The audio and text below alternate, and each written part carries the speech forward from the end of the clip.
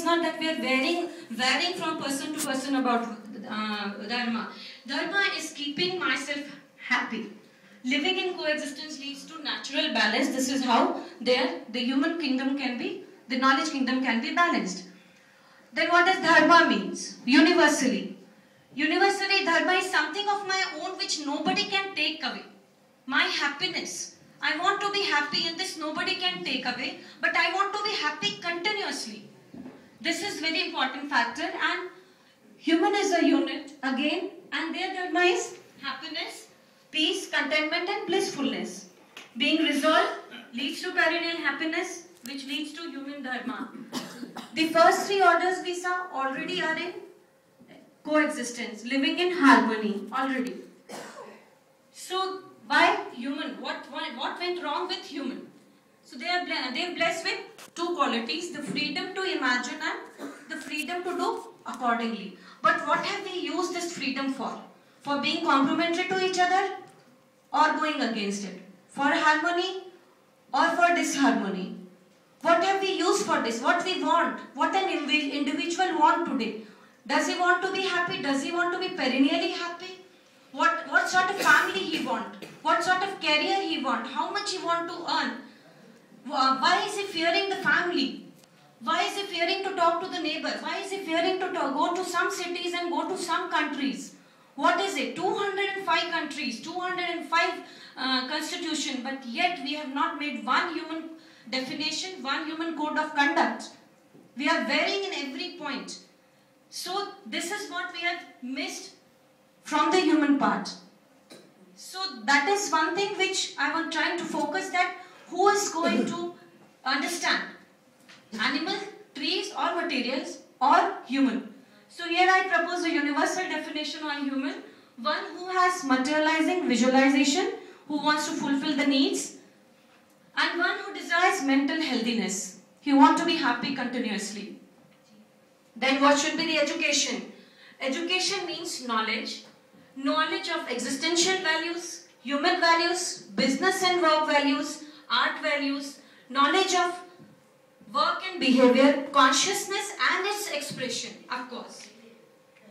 Then what is knowledge? Yes. Then what is knowledge? We have some few things: knowledge, peace, and how should be the teacher, right, and the aim, and the end product of the student, how the student would come.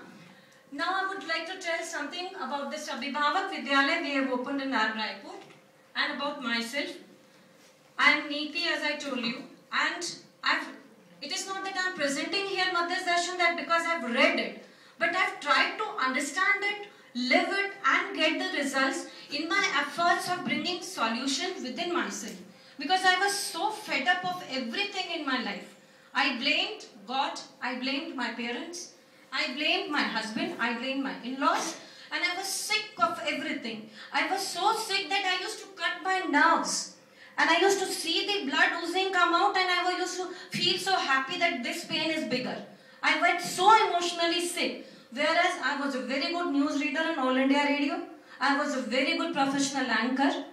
And I was very good. The first person in Chhattisgarh to do work for leprosy patients. So all that part, but no solutions. My family life was deteriorating.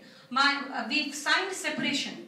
And all this pain made me a drug addict. I took to alcoholism, and all those things you hear about Michael Jackson, I took all those 5 combinations for years. But no solution again. My family life was deteriorating. Everything finished. One day, fed up of everything, I gave up my career. No news reading, no anchoring, and started devoting my time to understand this philosophy, to live it, and to take the workshop based on this Jeevan Vidya workshop. And finally I got the result. I left all addiction in a stroke without any effort. My marriage was working. All my relations started working. And I could see the behavior in me change. So the environment changed, and my children. I mean, I was so otherwise in pain that I used to hit them and beat them, and everything changed.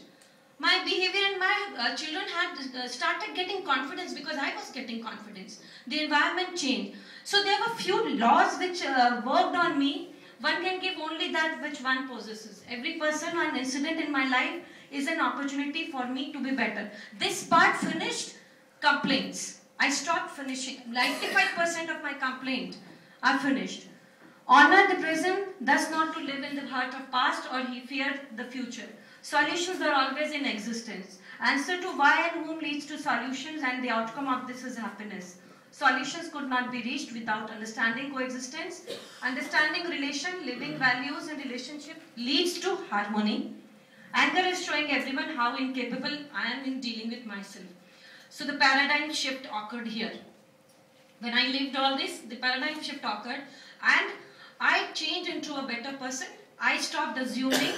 I started knowing few things, and that knowing was right always. It didn't change from person to person, time to time, place to place. That right remained right always, in context with harmony. That gave me the strength to speak in front of you about all these things which I've gone through. And that gives the strength to my children to be right. Now I'm a mirror, I'm a transparent mirror to them. They want to be like their mother. Earlier they used to say, no, हमको घर नहीं आना है आपके पास में. I have a 24-year child, a 21-year daughter and a 17-year daughter and a huge family. Now they all come to me for solution.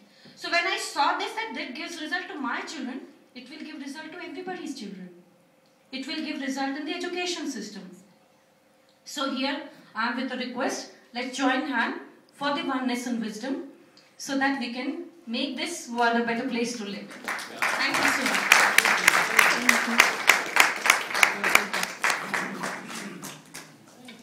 Thank you.